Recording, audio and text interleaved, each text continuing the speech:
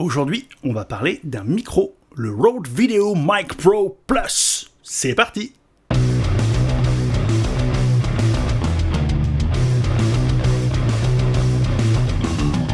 Salut à tous, c'est Ben de Retour d'Expérience, je suis content de vous retrouver pour cette nouvelle vidéo. Avant d'attaquer cette capsule, je voulais en profiter pour vous remercier, comme c'est souvent le cas en début de vidéo. Depuis plusieurs semaines, je reçois pas mal de messages, de commentaires, de photos et même de vidéos de gens qui sont abonnés à la chaîne et qui, en voyant mon contenu, se sont décidés à acheter du matériel, notamment des Panasonic G9.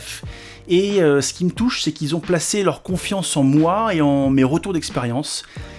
Et vous pouvez pas savoir à quel point ça fait du bien quand des gens vous disent j'ai apprécié ton contenu, je l'ai trouvé convaincant et du coup j'hésitais, aujourd'hui j'hésite plus et grâce à toi j'ai acheté tel ou tel matériel. C'est hyper motivant et je vous remercie pour ça. Alors on poursuit cette vidéo, donc le Rode Video Mic Pro Plus, qui est donc la deuxième génération de ce vidéo. Il y a eu avant le Rode Video Mic Pro, tout court. On est sur un micro super cardioïde. Super cardioïde, ça veut dire quoi? Ça veut dire qu'il capte 75% du son devant et 25% du son derrière. On est sur un micro qui fonctionne sur batterie avec une autonomie de 100 heures annoncée et pour un prix autour des 250 €. Maintenant qu'on a fait la partie vendeur de chez Darty, on va attaquer un petit peu les points intéressants et un peu moins intéressants de ce micro. Ce que j'aime dans ce micro, c'est d'abord sa qualité audio qui est somme toute honorable. On n'est pas sur ce qui se fait de mieux. Après 250 €, c'est pas si cher. Oui, si, je vous jure, c'est pas si cher pour un micro, mais on a quelque chose de tout à fait satisfaisant. On est sur un micro qui a plutôt une bonne autonomie, donc environ 100 heures. On est sur un micro qui a plutôt une bonne portée. Moi, je fais des captations en général avec des interviews des invités qui sont plus ou moins à 3 mètres de moi et j'arrive à avoir un son super correct. On a plusieurs options disponibles, notamment la capacité d'enregistrer une piste de sécurité. Ça veut dire quoi? Ça veut dire qu'en trifouillant les boutons qui sont là, vous avez la possibilité d'enregistrer deux pistes en même temps. En réalité, c'est une piste stéréo. À gauche, vous aurez le son avec le nombre de décibels que vous avez décidé. Et à droite, vous aurez la piste de sécurité de moins 10 décibels. Ce qui fait que si à un moment donné, ça se met à cracher d'un côté, vous pouvez récupérer l'autre piste qui, elle, ne crachera pas. En principe.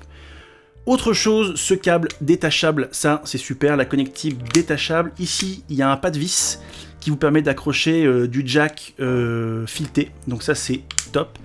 Et enfin, le truc qui pour moi est le plus important, le auto on-off. Vous allumez votre caméra, le micro s'allume.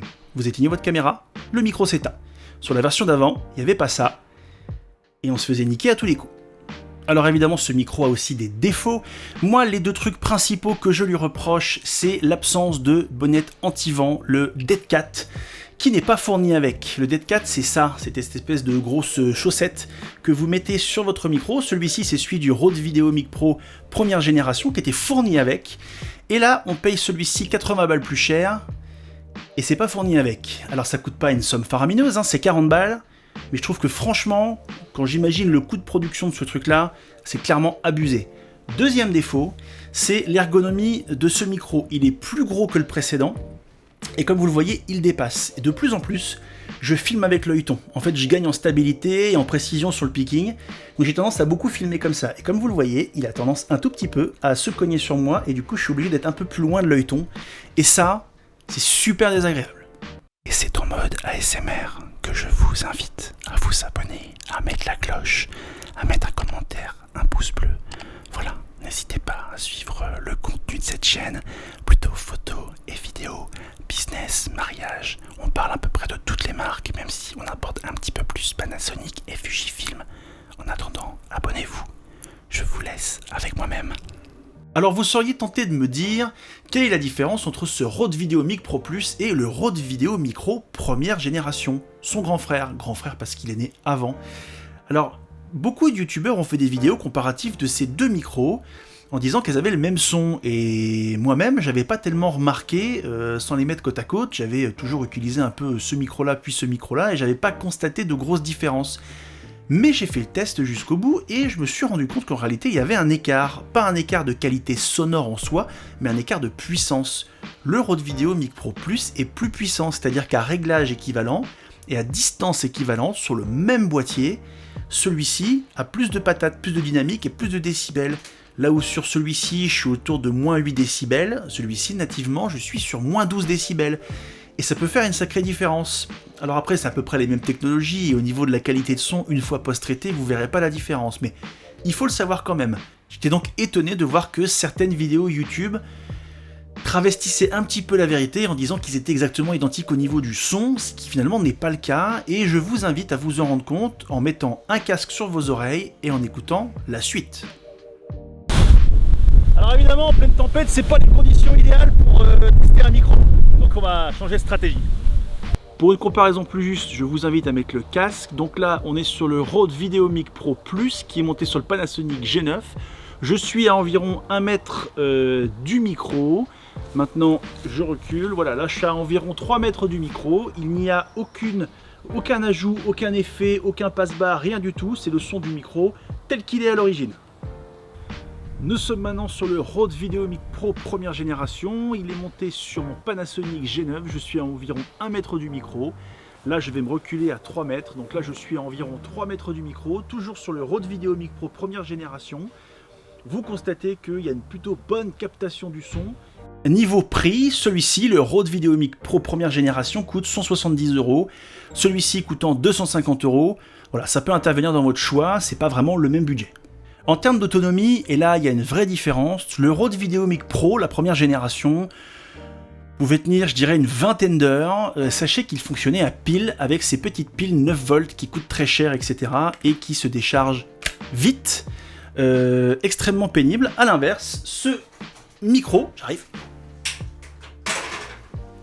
le Rode VideoMic Pro Plus, lui, fonctionne sur batterie, voilà, et elles tiennent environ 100 heures. Et 100 heures, c'est énorme. Vous risquez pas de tomber en panne. Et si jamais ça arrive, et c'est là que c'est beau, regardez la forme de cette batterie. Vous mettez 2 piles LR6 à la place si votre batterie est vide, et ça fonctionne. Donc vous avez toujours une solution de secours. C'est topissime. En termes d'ergonomie pure, c'est le Rode VideoMic Pro première génération qui l'emporte, puisqu'il forcément il est plus petit que l'autre, et il ne dépasse pas derrière, ce qui fait que dès qu'on utilise l'œilleton, on n'est pas gêné. Après, en termes de fonctionnalité et de fonctionnement, le fait qu'il y ait un auto on-off sur celui-là, ça fait toute la différence. Parce que, et je pense que des dizaines de milliers de vidéastes qui ont utilisé ce micro se sont tous fait avoir, des fois on éteint son boîtier et on oublie de couper le micro. Moralité, la batterie se décharge et on se retrouve aux 2 tiers de la journée et oh, plus de son. Voilà, on est foutu. Alors si on n'a pas une bonne pile de rechange, on devrait toujours avoir une bonne pile de rechange, mais si jamais on n'a pas ce qu'il faut, bah les prises sont, c'est marron, c'est foutu. Celui-ci, il n'y a pas de problème. Alors, je vais ajouter une petite nuance quand même. J'ai eu un bug avec mon GH5S. Il se trouve qu'avec le G9 et le GH5, j'ai jamais eu de soucis. Mais il m'est arrivé une fois avec le GH5S que quand je coupe le boîtier, le micro ne s'éteint pas. Et quand je le rallume, en fait, il bouge pas. Le auto on-off ne fonctionne pas. Je pense que ça venait de mon boîtier. Pour le coup, alors après, avec 100 heures d'autonomie, même si s'éteint pas tout seul, c'est pas la fin du monde, mais c'est un peu gênant. Ensuite, je l'ai réessayé sur les autres boîtiers, il marchait, je l'ai remis sur le GH5S, ça s'est mis à fonctionner, et une semaine plus tard, j'ai réutilisé mon GH5S avec le micro, il m'a refait le même bug. Donc je pense que c'est l'optimisation du GH5S qui fait que ça marche pas très bien, ou peut-être que c'est que sur mon modèle à moi. Mais voilà, les bugs, ça peut arriver, je préfère vous le dire. En termes de durabilité, de durée de vie, de construction, le Rode VideoMic Pro Plus est meilleur. La construction semble plus solide. Même la nacelle qui permet de stopper les vibrations semble beaucoup plus résistante et plus solide. Moi j'ai le sentiment de quelque chose qui tient mieux dans le temps. Et notamment avec ce système de câble détachable, ça fait toute la différence. Pourquoi ? Parce que lorsque j'ai acheté mon Rode VideoMic Pro, je me suis dit mais jamais je passerai sur un autre micro. Celui-ci est sorti, je me suis dit mais je vais pas dépenser une somme folle juste pour un auto on-off, etc. Sauf que, après quelques semaines, le câble de mon Rode VideoMic Pro première génération, il y a eu un faux contact. En fait, le câble s'est sectionné un petit peu à l'intérieur et je me suis rendu compte en pleine prestation que des fois le son sautait. Et ça, c'est hyper emmerdant. Alors, j'ai compris comment bien le torsader pour le mettre, mais comme il est entièrement solidaire du micro, bah, on peut pas le changer. Et ça, plus ça, font que je suis passé sur celui-ci, et je ne regrette pas, parce que celui-ci est amovible, et que si jamais le micro casse ou il y a un faux contact, je le jette à la poubelle, et j'en rachète un. Et on est reparti, comme en 40.